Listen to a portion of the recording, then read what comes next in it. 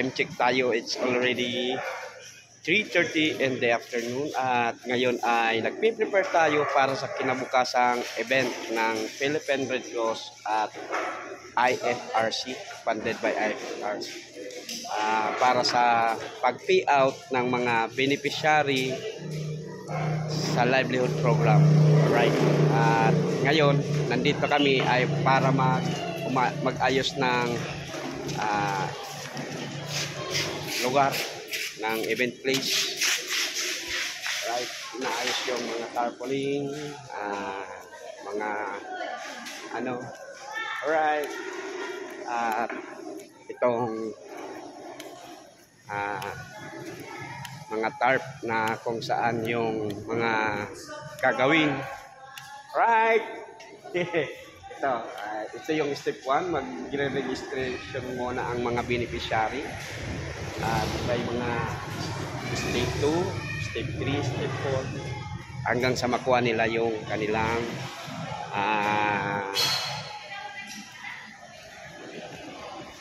pera. Alright.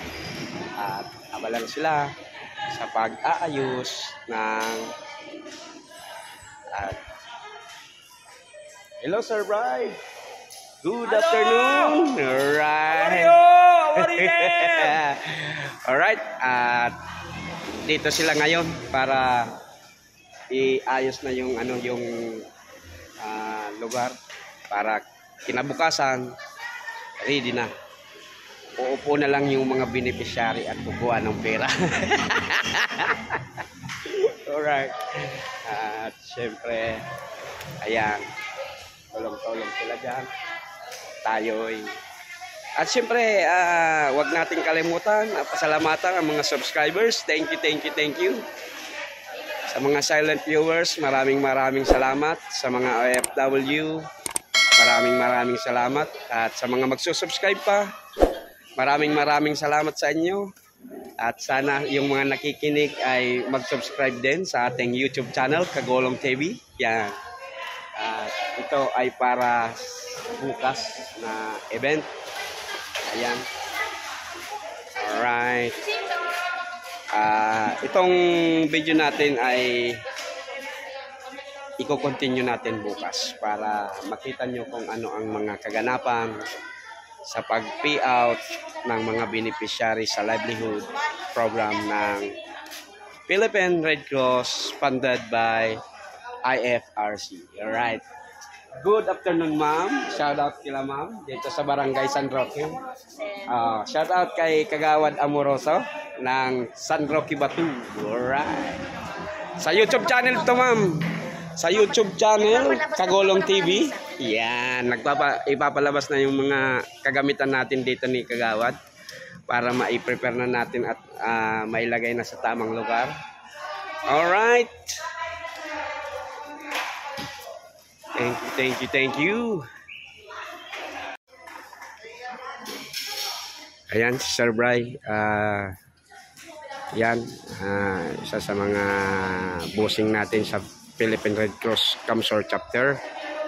At inaayos niya yung connection ng internet ng Starlink. Alright. At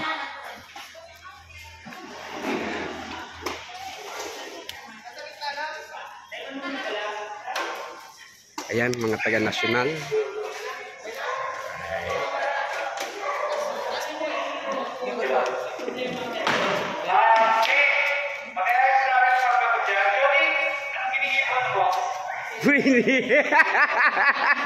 Pumunta kayo dito. Alright.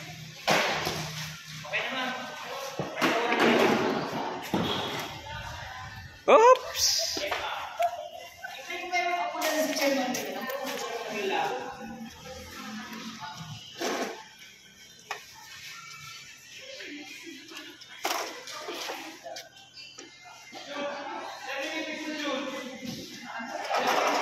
Gusto kaya natin dito to.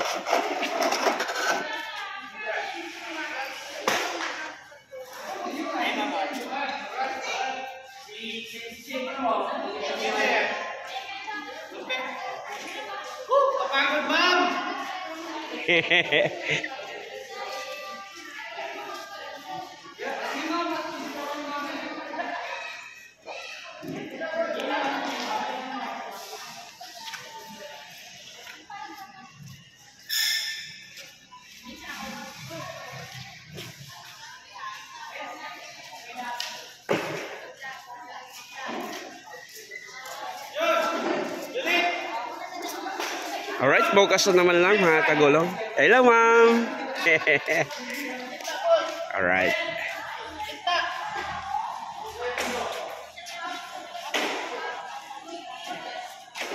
Good morning mga kagulong. Alright, andito na tayo sa venue na kahapon inayos na natin tong venue. Hello mga guys. Yan. Ayan, at kahapon inayos na natin tong venue for payout para sa mga livelihood program beneficiaries ng Philippine Red Cross funded by IFRC. Ayan. Ayan. At siyempre kasama natin ang mga volunteers na mga gwapo at mababait. Yan. Morning. Alright, at siyempre dapat mauna tayo kasi mayroon pang mga inayos. Alright. Ayan, at simulan natin ng nakangiti ang umaga natin ngayon. Ayan. Alright, ang dami na namang magkakaroon ng pera pero di nila yun magagastos sa hindi dapat kasi may itong cash grant na ito ay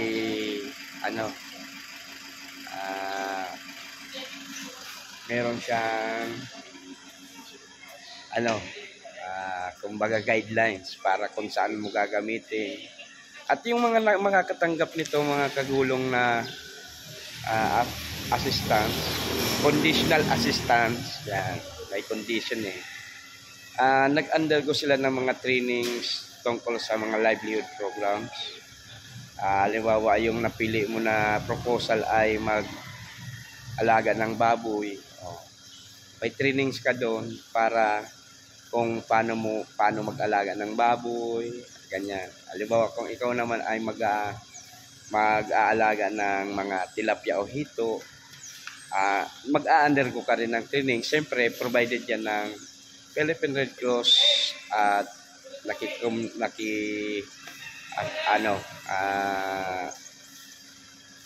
ano ba yung tawag na tamang term? Naki-affiliate or sa Department of Agriculture. Ayan. Alright. Good morning, sir. Shout out from Kagulong TV. Yan. Alright. At syempre, mamaya na naman po para ang sa mga baguhan nating mga manunood, ang Philippine Red Cross po ay hindi parte ng government. Ito po ay isang non-government organization na ang layunin ay tumulong sa mga kababayan natin. Alright. Yan. At siyempre sa mga staff, sa lahat ng volunteers sa buong Pilipinas, lalong-lalo na dito sa Kamsur chapter, shout out sa inyo. Thank you sa mga staff na galing sa national headquarters. Maraming salamat. Alright, see you on the next roll camera mamaya pag magsisimula na ang ating event. Yan. Alright. Kasi kung hindi, parang hanapan natin ng parang identification. Pero pag ako, kung mali yung spelling, kasi ako nang mag-design. Pag isang letter lang, i-consider na natin. Isang letter lang ha, pero pag more dyan muna. And then, dalawang copy per table. Ito, dalawang copy per table. And then, sa isang table ay dalawang barangay. So, may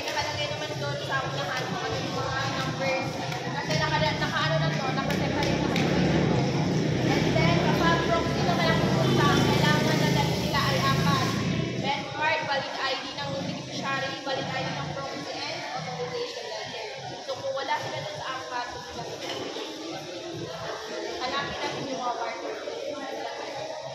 And then, always check ha, always check na dalawa yung sa isang papel, sa isang beneficiary, dalawang beses sila pirma. Okay?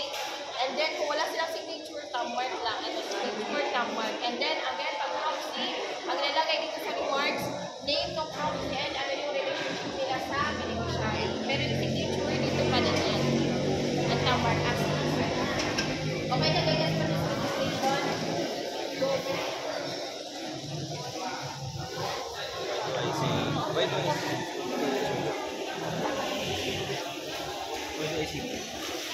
Alright. Ayan, at ito ang first step.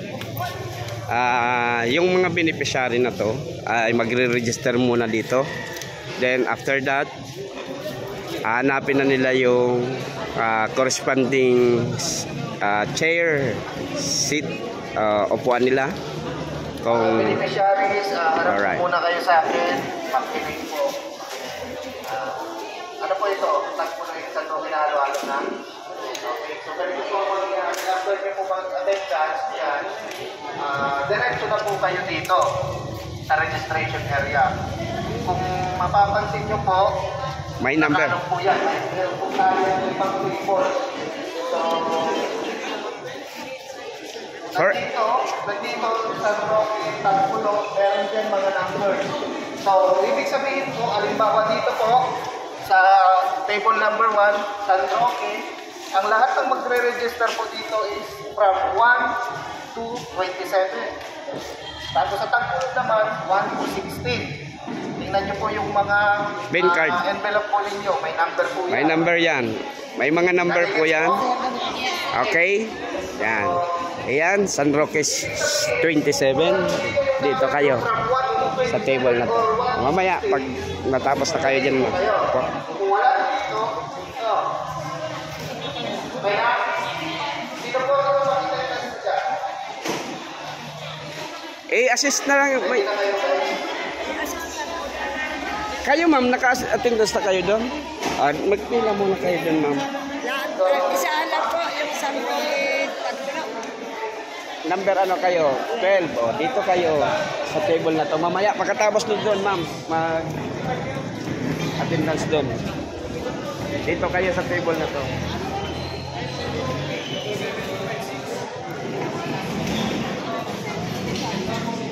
Good morning, sir!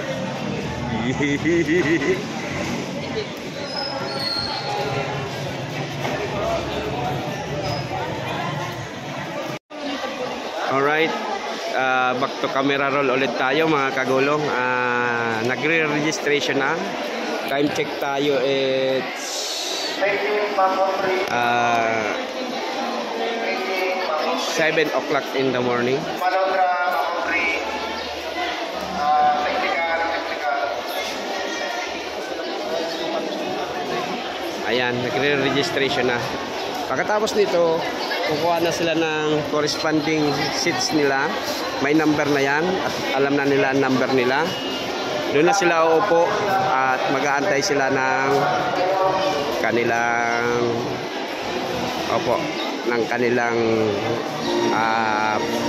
pagkuha ng pera doon sa teller. Alright.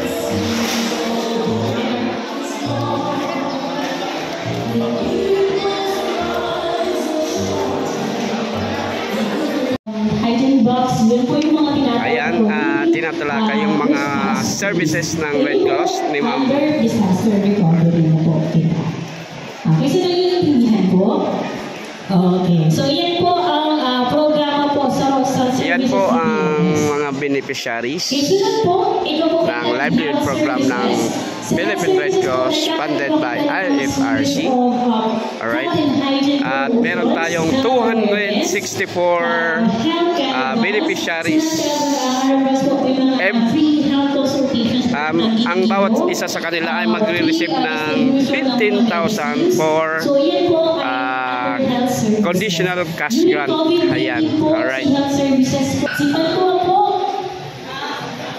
Di ka po paglingawan ng services po na lalo kasi ongoing pa yan. Anong services money po ito?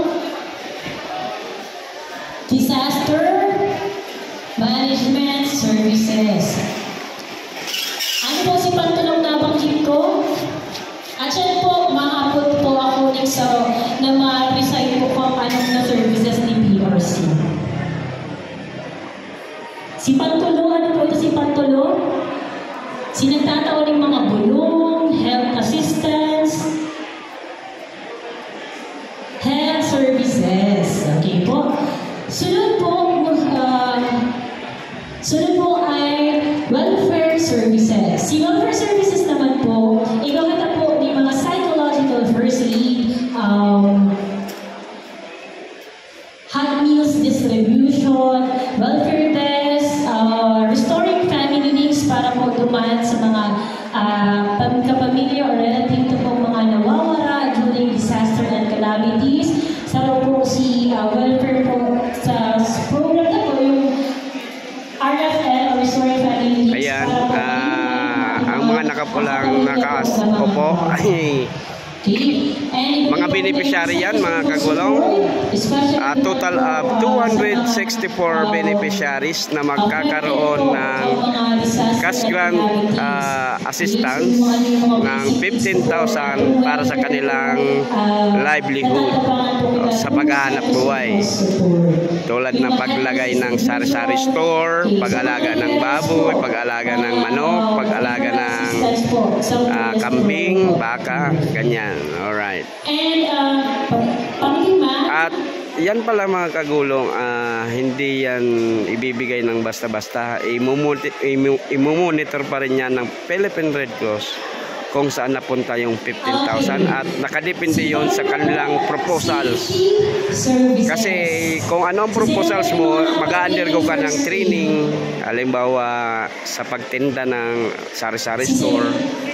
Yung DTI, training, ano sila ng training mula sa DTI. At syempre sa halimbawa sa livelihood, meron naman tayong research speaker na nagbigay sa kanila ng seminar tungkol sa pag-aalaga ng baboy, manok. Yung manok pala, hindi mga panabong ha. Yung manok na 45 days, ganyan. Tulad ng mga broiler, egg layer, ganyan. Alright. Ayan, mamaya-maya lang mga kagulong, stay on the next roll of camera habang nag-ano si ma'am ng mga services ng Philippine Red Cross. Back to camera na ulit tayo mga kagulong. Our Secretary General and our Chairman. Okay po, so lahat po tayo sabay-sabay.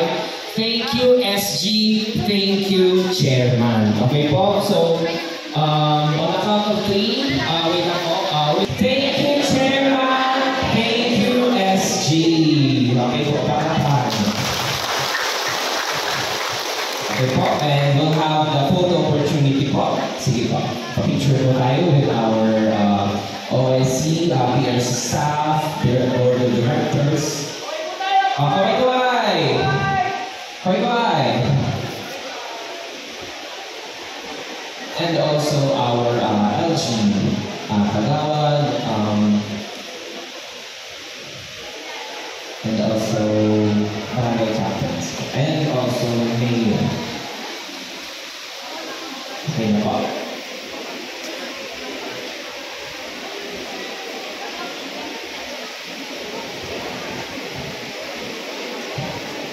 Okay po, so I think that concludes our program for the household livelihood assistance. Magpuproceed na po tayo sa pinakahihintay ng lahat. Okay po? So, isa-set up lang po ang mga table dito sa unahan. Okay po, paging volunteers for the payout, HLAT. We will proceed with the payout na po. Okay po. So, at this moment, let us proceed na po with the household livelihood assistance for the 2024 multiple cyclones affected communities in the province of Camarines Sur, payout. Okay po? So, standby lang po muna tayo. Magula po kitang katikas na minuto sana habang nagpe-prepare po sa. Ano po? Table.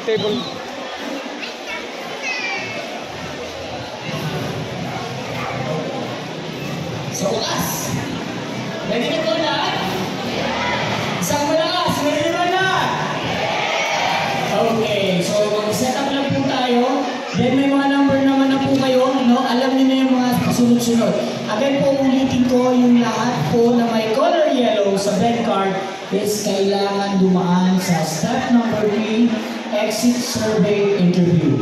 Kailangan po at gusto po namin marinig ang kwento nyo. Ano po? Yun po yung mga kwento na kung saan sample natin. No? Alright, see you in the next roll-up camera mga kagulong. Back to camera roll ulit tayo mga kagulong. Please, dito po kayo, kaya po ikaw Mang Jun. Dito ka po Mang Jun, sama ka po. Lahat po tayo.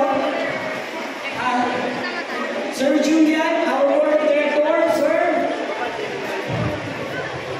Sir, dito po sa harap.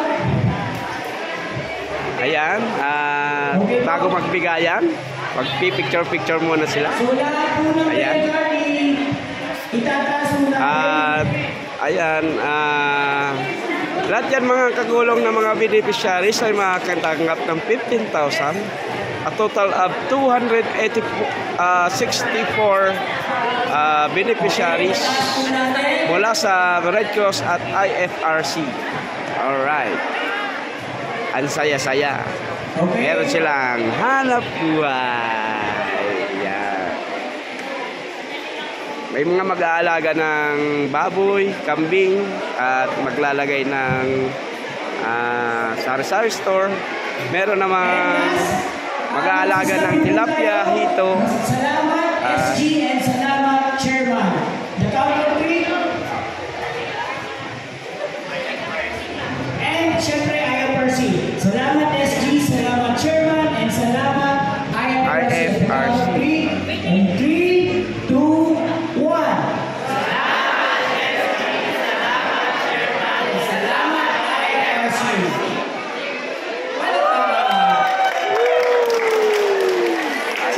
Alright.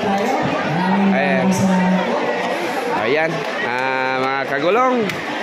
See you on the next roll-up camera. Our CSR for the BMS, Mr. Brian Amante. Okay po. So I think prepare na po ang ating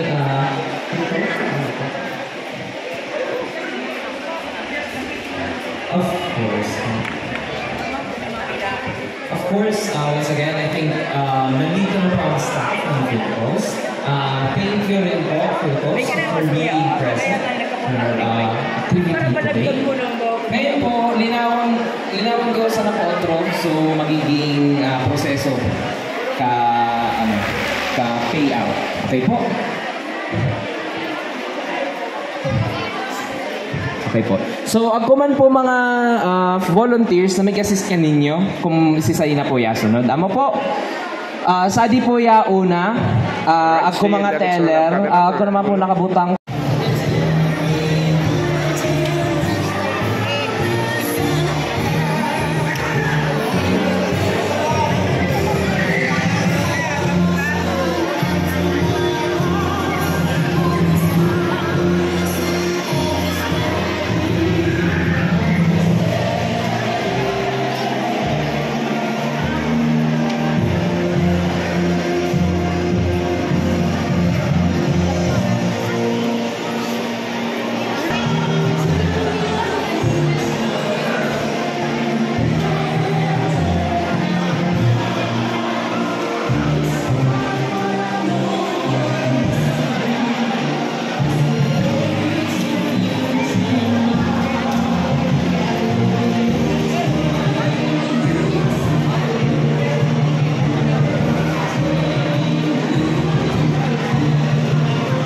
Ayan, releasing na ng kanilang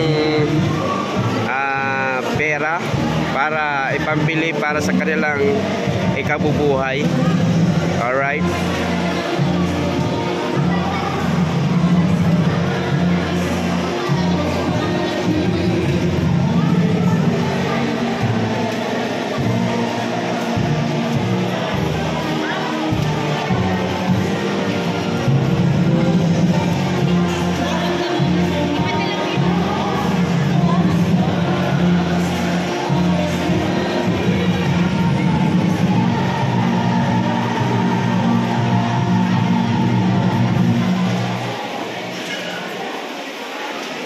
Mamkas.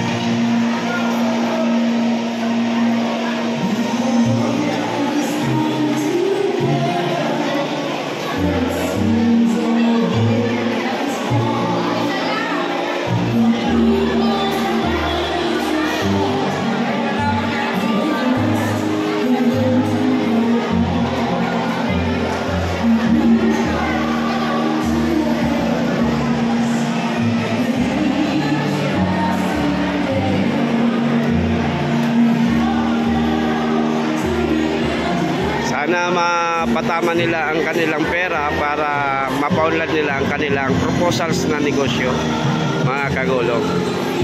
At maraming salamat sa Philippine Red Cross, sa IFRC, funded sila nag-fund ng program na to para makatulong sa ating mga kababayan, mga kagulong. Alright, see you in the next roll up camera. Alright,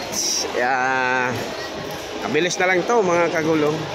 Mga alas 2 nito, tapos na tayo. At syempre, ayan, si nanay. Say hi to my vlog, brothers! Yeah! Yan. Ayan. Ang prueba na natanggap na nila ang pera, mga kagulong. Yan. Alright. At kailangan kasi yan, kasi ipapakita natin yan sa mga donors natin. Alright. Ayan. Yan. May pera na sila. Yan. Alright. Diba? Ang saya. May pera. Pero di nila yan magagamit kung ano ang gusto nilang bilhin. Kaya dapat nilang ibili yan ng mga kung ano ang nasa kanilang proposals na panghanap buhay. Tulad ng yung mga mangingisda, bibili ng mga lambat, business, yun. Ang iba naman, yung bibili ng baboy, at pagkain ng baboy, feeds, yan. Yan. Alright.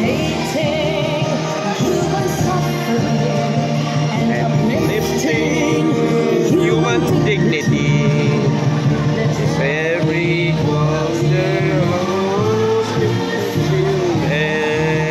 everywhere.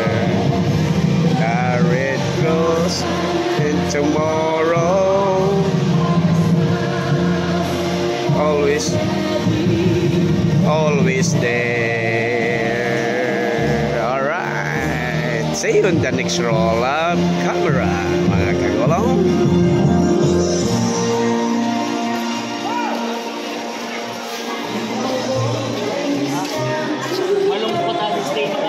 Tatayo. Ganda.